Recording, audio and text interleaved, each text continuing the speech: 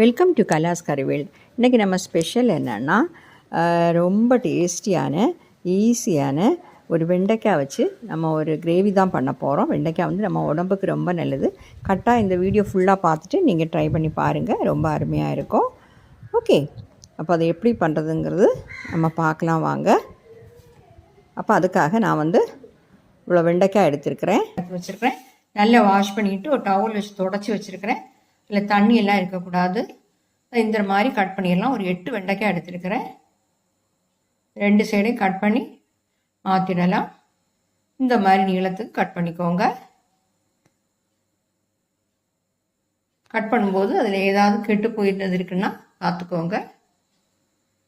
பாருங்கள், இது மாதிரி கட் பண்ணிட வேண்டியது தான்.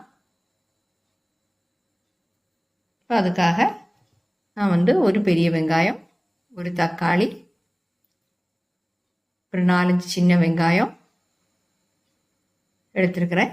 அந்த சின்ன வெங்காயத்தை இந்த மாதிரி ஒரு இதில் போட்டு இடித்து வச்சுக்கலாம், சதைச்சி வச்சுக்கலாம்.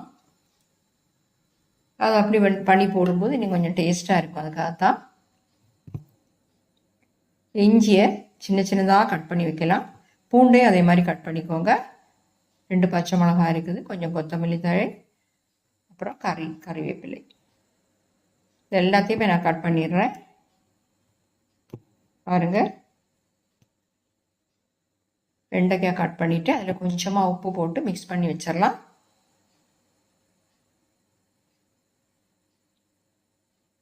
இப்போ அதுக்காக நான் ஒரு பேன் சூடு பண்ண வச்சுருக்கிறேன்.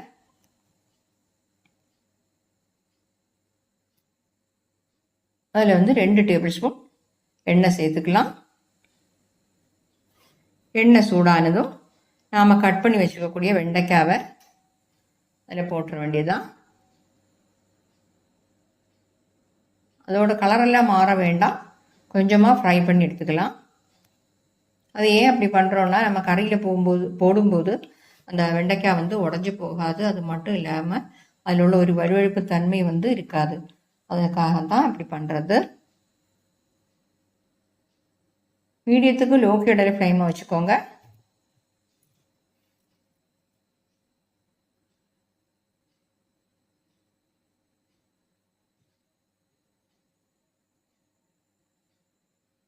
இந்த மாதிரி கிளறி விட்டு வதக்கிடலாம்.